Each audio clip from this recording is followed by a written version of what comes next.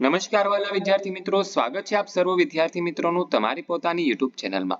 આજના વિડીયોમાં આપણે ધોરણ 6 ના હિન્દી વિષયના ચેપ્ટર નંબર 2 અનૂઠે ઇન્સાન આ ચેપ્ટરના અભ્યાસ અને સ્વાધ્યાયનું સોલ્યુશન જોવાના છીએ। વિદ્યાર્થી મિત્રો, આપણી આ ચેનલમાં ધોરણ 6 ના હિન્દી વિષયના તમામ ચેપ્ટરના સ્વાધ્યાયના સોલ્યુશનના વિડીયો અપલોડ થઈ ગયા છે, જેની લિંક તમને નીચે ડિસ્ક્રિપ્શનમાંથી મળી જશે। જોઈએ अभ्यास प्रश्न नंबर 1। निम्नलिखित प्रश्नों के उत्तर दीजिए। पहला सवाल है, नेपोलियन और उसकी बहन के स्वभाव में क्या अंतर था? तो तेनो उत्तर आवशे, नेपोलियन सच बोलने से डरता नहीं था, उसमें सच्चाई का सामना करने का साहस था। अपने कारण हुई दूसरे की हानि वह सहन नहीं कर सकता था। उसकी बहन का चरित्र उसके विपरीत था। वह डरपोक थी और सच्चाई का सामना नहीं कर सकती थी। वह झूठ बोलकर सच्चाई से बच निकल में अपनी भलाई मानती थी। उसे केवल अपने बचाव की चिंता थी, दूसरों के नुकसान के नहीं। इस प्रकार नेपोलियन और उसकी बहन में स्वभाव में बहुत अंतर था। ત્યારબાદ બીજો સવાલ છે, आप नेपोलियन की जगह होती तो क्या करते? तो तेनो उत्तर आवशे, नेपोलियन का धक्का लगने से अमरूद बेचने जाने वाली लड़की के अमरूद की कीचड़ में गिरकाव खराब हो गए थे। अब उन्हें बेच नहीं सकती थी। उसे डर था कि अब वो अपनी माँ को क्या जवाब देगी। नेपोलियन को लगा कि उसके कारण उस गरीब लड़की की हानि हुई है। उसकी हानि के पूरा करने का उसने अपना कर्ज समझा। उसने अपनी माँ को सच सच हकीकत बता दी और उस लड़की को माँ से पूरे पैसे दिलवाए। अगर नेपोलियन की जगह मैं होता तो मैं भी उसकी तरह उस गरीब लड़की का नुकसान न होने देता। ત્યારબાદ ત્રીજો સવાલ છે, आप अपने जेब खर्च का उपयोग किस किस प्रकार करते हैं? तो तेनो उत्तर आवशे, मुझे जेब खर्च के लिए प्रतिदिन 10 रुपये मिलते हैं। मैं सभी पैसे खर्च नहीं करता। हमारे स्कूल के उपहार गृह में चीजें किफायती दरों पर मिलती है, इसलिए स्कूल में नाश्ता करने के बाद भी मेरे पास कुछ रुपये बच जाते हैं। इन्हें मैं अपने पास बचा कर रखता हूँ। कभी किसी सहपाठी को सहायता की आवश्यकता हो तो मैं इस बचत में से उसकी मदद करता हूँ। छोटी बहन की वर्षगांठ का उपहार भी मैंने इस बचत की रकम में से ही खरीदता हूँ। माताजी और पिताजी के जन्मदिनों पर इसी बचत में उनके लिए फूलों का हार जरूर लाता हूँ। इस प्रकार अपने जेब खर्च का मैं आवश्यकता के अनुसार उपयोग करता हूँ। ત્યારબાદ ચોથો સવાલ, बापू के बारे में आप क्या जानते हैं? तो तेनो उत्तर आवशे, बापू का पूरा नाम मोहनदास करमचंद गांधी था। लोग उन्हें महात्मा गांधी के नाम से जानते हैं। महात्मा गांधी जी ने देश की आजादी के लिए अंग्रेजों से लंबी लड़ाई लड़ी। वे अनेक बार जेल गए। उन्होंने कई सत्याग्रह किए। आजादी की लड़ाई में देश की जनता ने उनका पूरा साथ दिया। लोगों ने उन्हें राष्ट्रपिता का सम्मान दिया। 15 अगस्त 1947 को हमारा देश स्वतंत्र हुआ। 30 जनवरी 1948 को दिल्ली में बापू की हत्या हो गई। बापू ने हमें शांति, प्रेम और अहिंसा का संदेश दिया। उनकी समाधि राजघाट के नाम से प्रसिद्ध है। पांचवा सवाल, बापू धन को क्यों इकट्ठा कर रहे थे? तो तेनो उत्तर आवशे, उस समय देश में आजादी के लिए आंदोलन चल रहा था। बापू उसके नेता थे।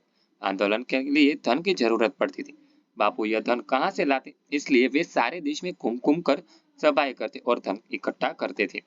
छठवां सवाल, आपको कौमुदी का पात्र कैसा लगा, क्यों? तो तेनो उत्तर आवशे, मुझे कौमुदी का पात्र बहुत प्रेरक लगा। महिलाओं को गहनों के प्रति स्वाभाविक मोह होता है, फिर भी कौमुदी ने तो अपने 16 साल की बालिका थी। उसने गहने बहुत कीमती थे, ऐसे गहने दोबारा नहीं बन सकते थे। फिर भी देश की आजादी के लिए उसने अपने गहनों का त्याग कर दिया। गांधी जी को अपने सभी गहने भेंट कर उसने साबित कर दिया कि देश प्रेम से बढ़कर कुछ भी नहीं है। इसलिए कौमुदी का पात्र हम सबके लिए बड़ा प्रेरणादायक है। પછી સાતમું, क्या आपने भी कभी अपने माता पिता के सामने अपनी गलती स्वीकार की है? इस घटना को अपने शब्द में बताइए। तो तेनो उत्तर आवशे, एक बार छुट्टी के दिन में अपनी सोसाइटी के मैदान में साथियों के साथ क्रिकेट खेल रहा था। बल्लेबाजी करते समय मैंने गेंद को इतनी जोर से मारा कि एक मकान की खिड़की का कांच टूट गया। मकान के मालिक क्रोधित होकर बाहर आए और पूछा, मेरा कांच किसने तोड़ा? तो साथी ने मेरा ही नाम लिया। उस सज्जन ने जाकर मेरे माता पिता से इसकी शिकायत की। मैंने अपनी गलती मान ली। वे सज्जन भी खुश हुए और बोले, कोई बात नहीं बेटा, खेलो जरूर, पर इतना ध्यान रखो कि किसी का नुकसान न हो। प्रश्न नंबर 2, संयुक्त वर्ण से बने दो दो शब्द लिखिए। एमां द અને थ તેનાથી બનશે ધ। એના શબ્દ આવશે શુદ્ધ, બુદ્ધ અને કુદ। એવી જ રીતે ત અને ત ઉપરથી બનશે ત। એના જેવા શબ્દ આવશે વિત, કુત્તા અને છાતા। પછી દ અને મ, તો એમાંથી બનશે મ। એમાંથી શબ્દ બનશે પદ્મ, છદ્મ અને સદ્મ। પછી દ અને વ માંથી બનશે દ્વ, એમાંથી બનશે વિદ્વાન, દ્વારા અને દ્વેષ। પછી હ અને મ માંથી બનશે બ્રહ્મ, બ્રહ્માંડ અને બ્રાહ્મણ। प्रश्न नंबर 3, निम्नलिखित विषय पर चर्चा कीजिए। પહેલું છે મહાત્મા ગાંધી और देश प्रेम। तो तेनो उत्तर आवशे शिक्षक कहे छे शौनक हम गांधी जी को क्या कहकर उन्हें मान देते। तो शौनक कहे छे गुरुजी हम गांधी जी को बापू और राष्ट्रपिता कहकर उन्हें मान देते हैं। शिक्षक कहे छे शाबाश परंतु उन्हें राष्ट्रपिता क्यों कहा कहते हैं।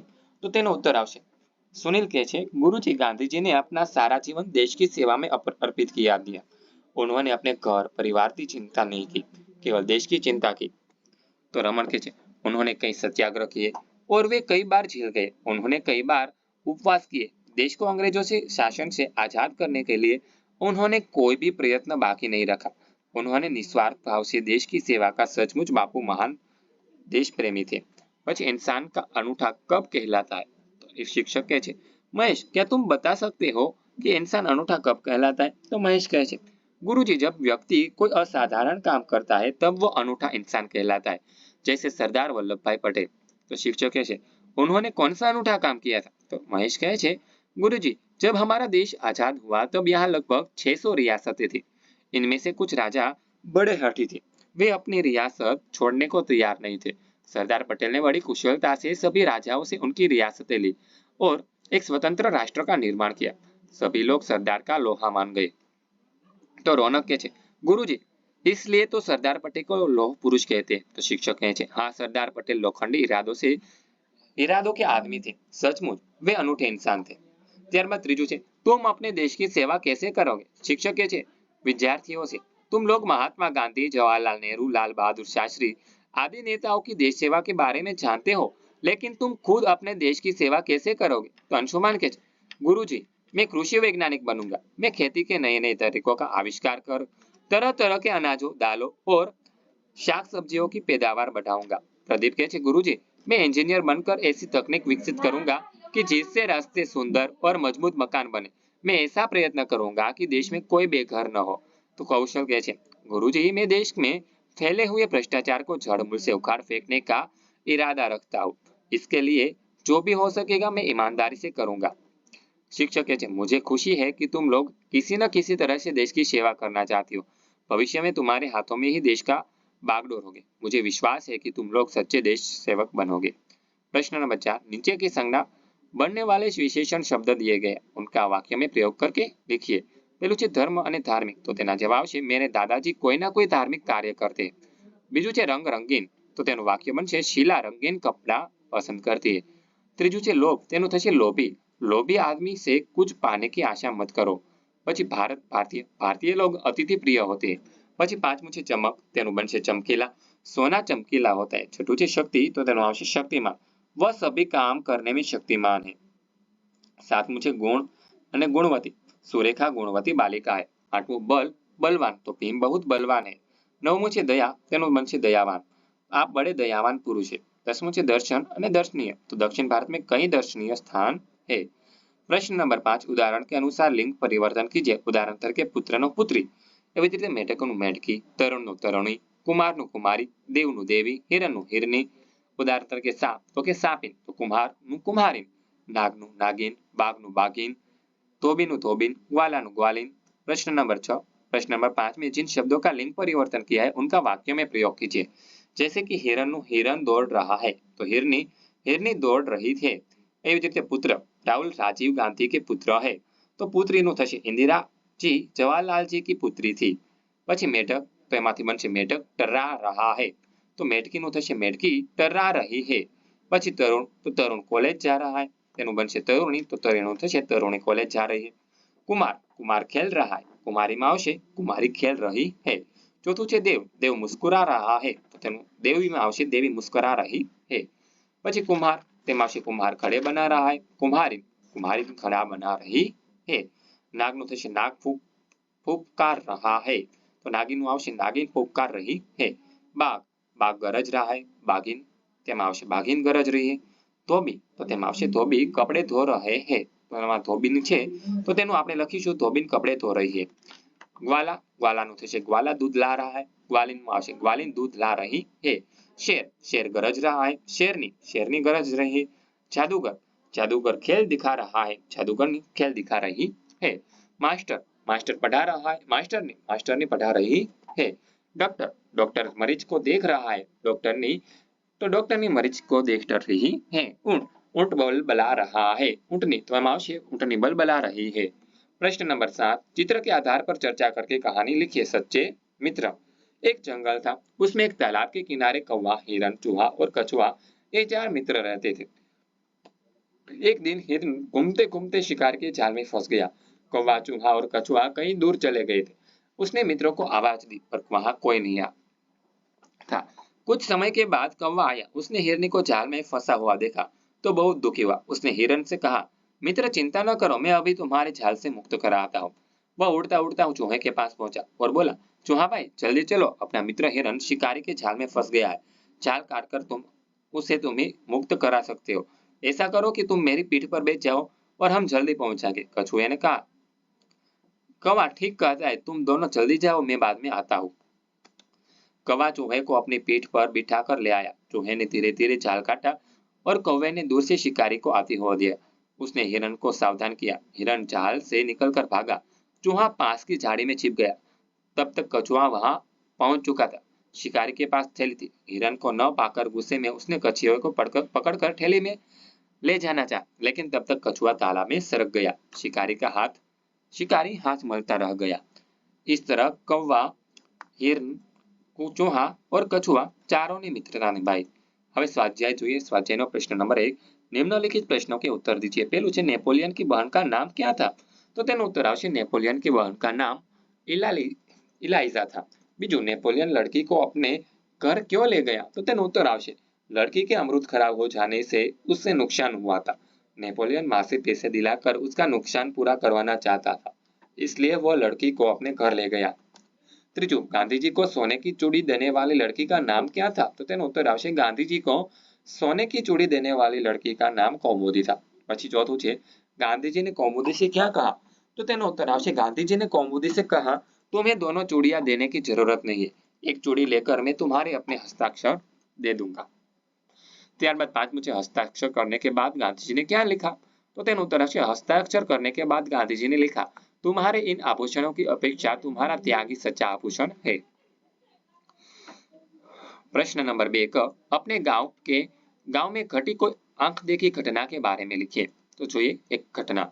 मेरा गांव जंगल के पास है। कभी कभी जंगली जानवर गांव में आ जाते। एक दिन मैं अपने मित्र के साथ उसके घर पीछे खेल रहा था। अचानक तेंदुआ दबे पांव आया और उसने मेरे मित्र पर हमला कर दिया। मैं जोर से चिल्लाया, तेंदुआ तेंदुआ बचाओ बचाओ। आवाज सुनकर मित्र की माँ एक डंडा लेकर दौड़ी और तेंदुए पर टूट पड़ी।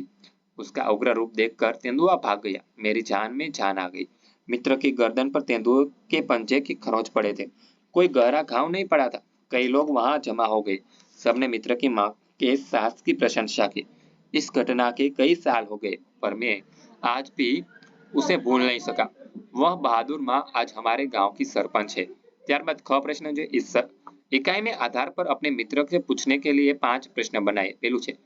पहलो प्रश्न जो तुम किसी का नुकसान हो जाए तो तुम उसकी भरपाई करोगे। बीजो सवाल, क्या तुम नेपोलियन की तरह अपने माता पिता के आगे सच बोलते हो? त्रीजो है, तुम्हारे सच बोलने से तुम्हारा नुकसान हो सकता है, क्या तुम उसे सहन कर लोगे? तुम देश के लिए क्या दे सकते हो? અને પાંચમું, तुम देश की सेवा किस प्रकार करना चाहते हो? ત્યારબાદ જોઈએ પ્રશ્ન નંબર 3 विराम चिन्हों का उपयोग करके परिच्छेद फिर से लिखिए और अनुवाद कीजिए। तो सरस मजानो આપણે ફકરો આપવામાં આવેલો છે અને તેનો મેં યોગ્ય વિરામ ચિહ્ન મૂકીને તેને ફરીવાર લખીને આપેલો છે। તમારે આ જોઈને વ્યવસ્થિત રીતે તમારી નોટબુકમાં લખવાનું રહેશે। હવે તેનો અનુવાદ જોઈએ। દુર્ગાવતી બાળપણથી જ બહાદુર હતા।